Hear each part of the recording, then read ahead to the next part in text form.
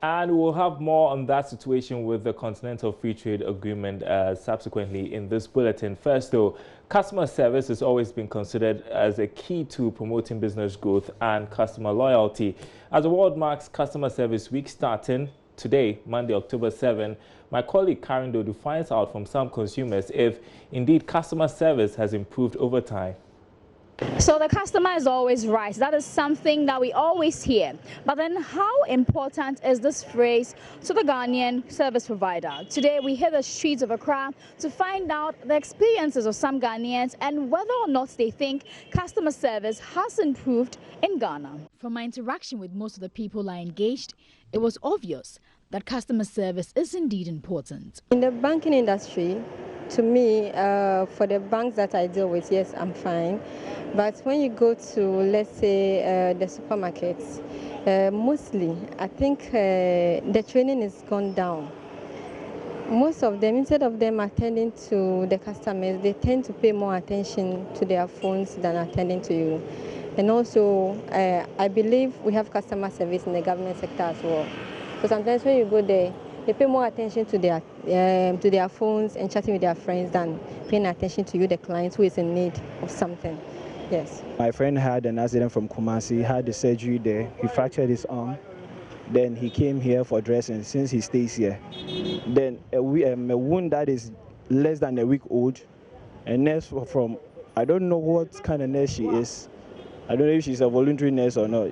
She just opened the wound, pressed it, and now 2 days later, the wound is rotten and it's infected. And now he needs plastic surgery. And all the hospital can do, tell us, is we should go to 37 military hospital for them to take care of us. They didn't compensate us. They didn't say anything about it. They didn't say anything to the nurse. Like, she wasn't querying nothing. So I feel like people now just want money from us. They don't want to know what we really need. The need of the customer is no more needed. Now it's just about money, money, money, money.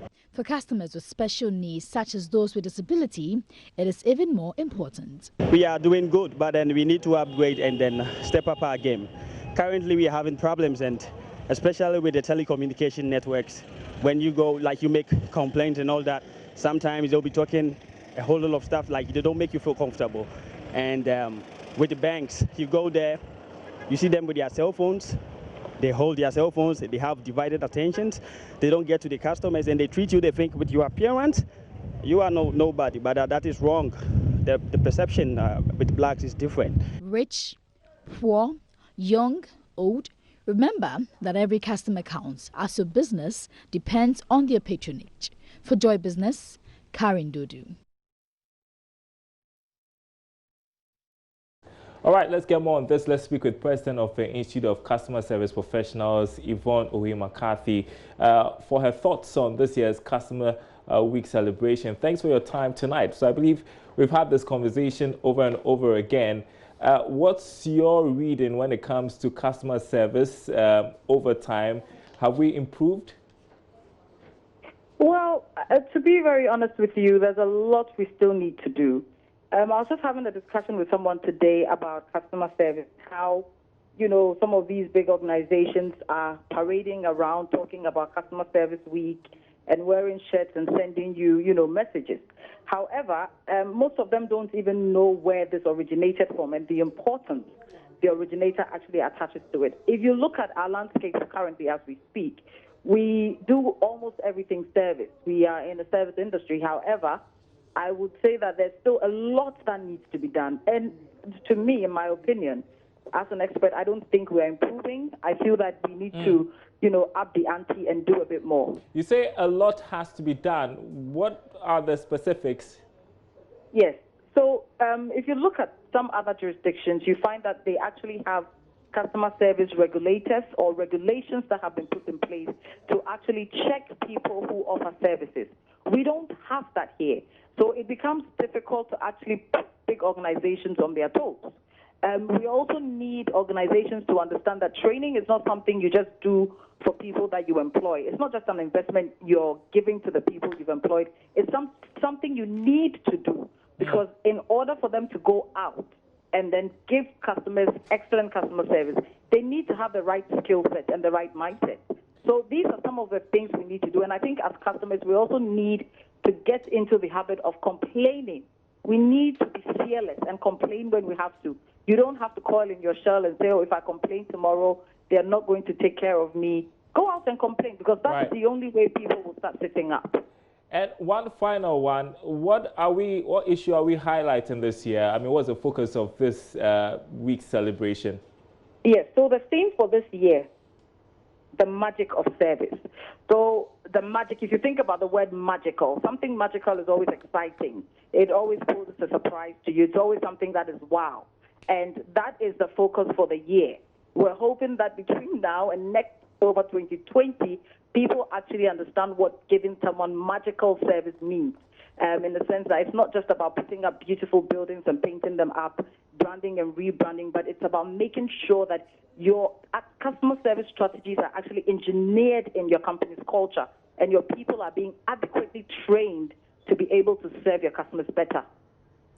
Thank you very much, Yvonne Ohui-McCarthy, Institute of Customer Service Professionals, for your thoughts tonight. We really appreciate it.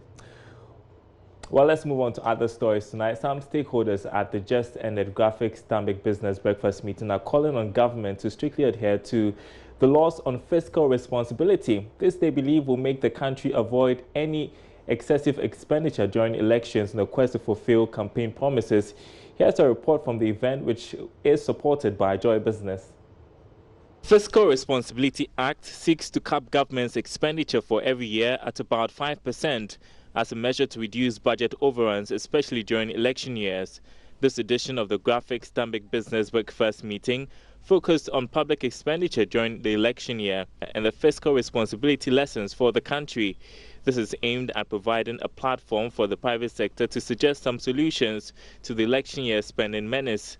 Economist Professor Seisibe, speaking with Joy Business after a presentation, noted that the passage of a law alone cannot guarantee financial discipline if government fails to implement the key components of the law, which involve reducing government expenditure. Fiscal rule or a policy is one thing, and the act itself or the adherence to that policy is another thing. And therefore, well, we have done well, the government has done well to roll out the fiscal responsibility at that tied the hand of government not to exceed 5% of fiscal of GDP. That is good, but that does not mean that you automatically meet it. It will require strict adherence to it. It will mean that even when your revenue is not performing, you need to cut your expenditure to match it. If you are not able to do that, you will begin to have a situation where you spend, you are just focusing on the expenditure side because you need to deliver, you need to conduct or do infrastructure projects and all of that. Chief Executive of Stanbic Bank, Alhassan Andani, on his part, believes more accountability must be sought from the Finance Minister if public spending is not going on as planned. The law is there, and whoever is given the responsibility should act firmly within the law. It should act firmly within the law. And I think the point the panelists made is about the political will. Because at the end of the day, the people giving this responsibility are politicians, but the nation is above everybody else. And even the political party would like to see a developed nation. So if I'm given a responsibility to police the fiscal responsibility, I will do just exactly that, knowing that I'm serving the greater good. People must always, we shouldn't allow political overreach. There's a lot of political overreach. Politicians just come to seek a job from us, and we should measure them on how well they're doing their jobs. But the electorate who are suffering the pangs of underdevelopment tend to also now then condone and to argue about things that they should not be arguing about. The breakfast meeting is jointly organized by Graphic Business and Stanbic Bank with support from Joy Business. Now, there are fears that various timelines set for the smooth takeoff of the Continental Free Trade Agreement may not be achieved as member states are unable to submit their tariff rules and other trade negotiations with third-party regions. Member countries have barely 3 months to present tariff negotiation plans to the African Union for consideration and harmonization. Trade policy expert and executive director of Trade Law Center for South Africa, TRALAC, that is Trudy Hasenberg, fears the timeline could be missed.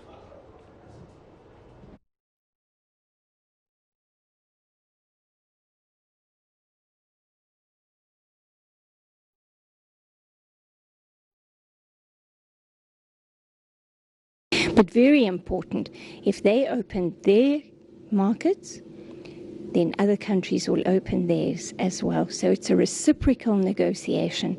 We will all make some concessions, but we all stand to gain in the medium to longer term, and that's really important. So these preparations for the tariff negotiations are actually ongoing right now, and that's really important. So all governments are working very hard to consult business, to consult consumer groups and so on, so that they can make their tariff offers. But once those have been negotiated, so other countries have responded with their requests and the process is complete, then every government has to implement the new tariff schedule, train their customs officers and so on. The timelines, we're hoping to have the tariff negotiations completed by the end of the year, and then do all the preparatory implementation work by the 1st of July next year. It's a tight timeline. We may not make it, but there is also the benefit of having some pressure so that we really work very hard to meet those deadlines. You know, trade is never totally free. There will always be products where there will be some duties to be paid. And of course, there are standards to be met. Standards that relate to human, animal, plant health, for example, for which you will need specific certificates to guarantee that the products meet the requisite standards and so on.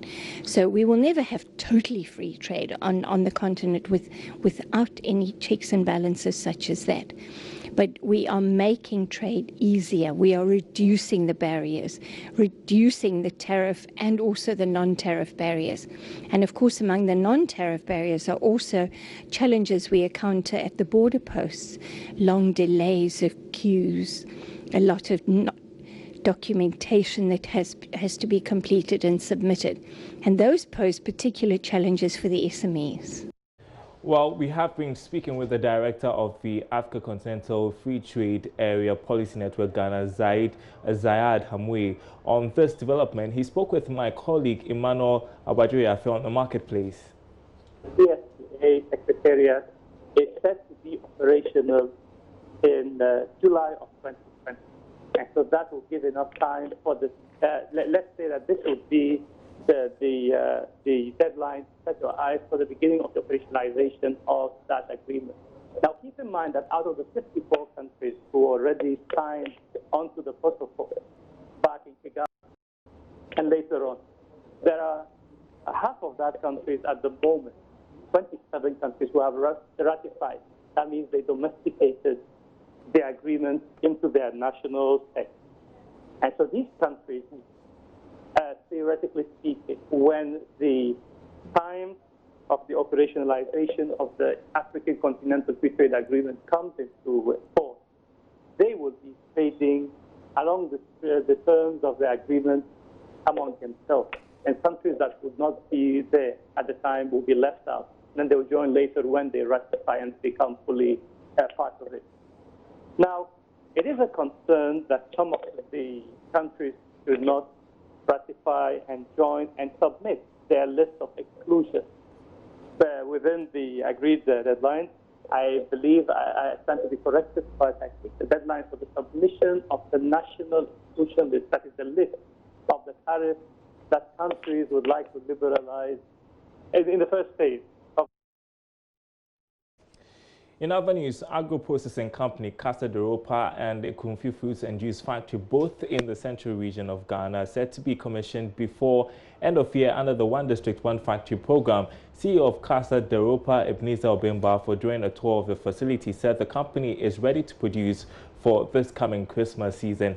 Feduo has more. Officials of Exim Bank Ghana have visited some factory sites under the One District, One Factory initiative to assess progress of work. The tour took a team of journalists and some board members of Exim Bank Ghana to Casa de Ropa and the Kumfi Fruits and Juice Factory, both agro-processing companies in the central region. CEO of Casa de Ropa, Ebenezer Obemba, one of the beneficiaries of approved funds from Exim Bank, says work is almost complete. What we have done over the last 1 year is to develop this product into bread without sugar. We have produced cake. Very soon we'll show you samples of the product that we have We have our own cake without sugar. We have different types of chips, those for children, those for adults. The amazing thing is that all our products do not have refined sugar. He noted that his goal is to help reduce import of flour and sugar through the processing of potatoes for production of bread, chips, amongst others. Mr. Balfour indicated that the 731-acre land has 2 dams as sources of irrigation. So why would Exim Bank be interested in Casa Europa? Because one, the base material of our product is sweet potato, Ghanaian grown. It means we are cutting down the importation of flour. The fact that we don't use sugar and the bread is sweet, I'm sure you attest to it, is the fact that it will cut down the importation of sugar. So if we were to produce all the cake and meat pie that the secondary school people will eat, then it means every spoon of sugar that we have gone to their product is to save Ghana $1. We know we don't produce our own sugar at this moment. On his part, the director of Ekumfi Fruits and Juice Factory, Frederick Kobna Akwa, said all is set for commissioning of the project and hoped to produce for Christmas.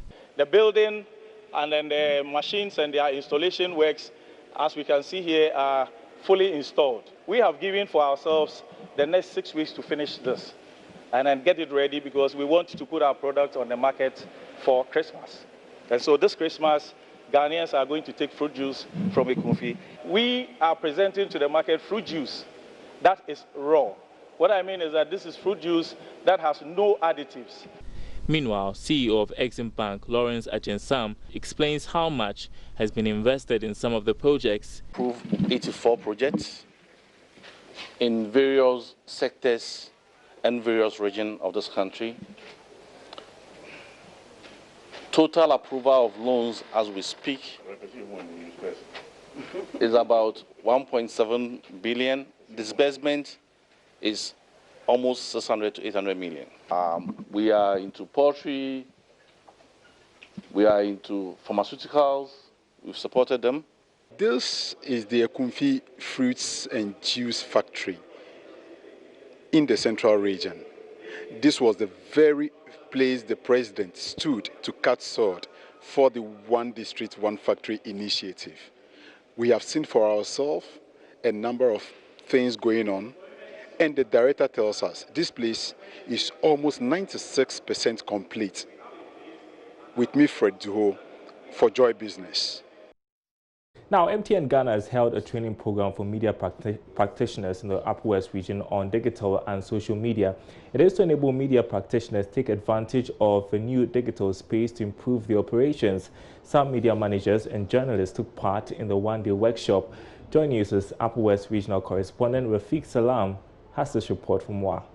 The aim of the workshop is to train media practitioners to be abreast with the various trends in the digital media space.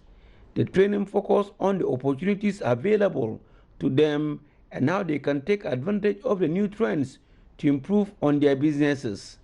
Maximus Amitago is a digital marketing consultant with Pop Out Multimedia, and he is the lead facilitator of the workshop. The proficiency aspect, where they were informed about the trend and how digital media has evolved over the years and how it has become a support system for traditional media, and then how traditional media is also losing the time value of content to digital media, and why they are even gaining momentum because they are using various digital channels tools to engage their audience.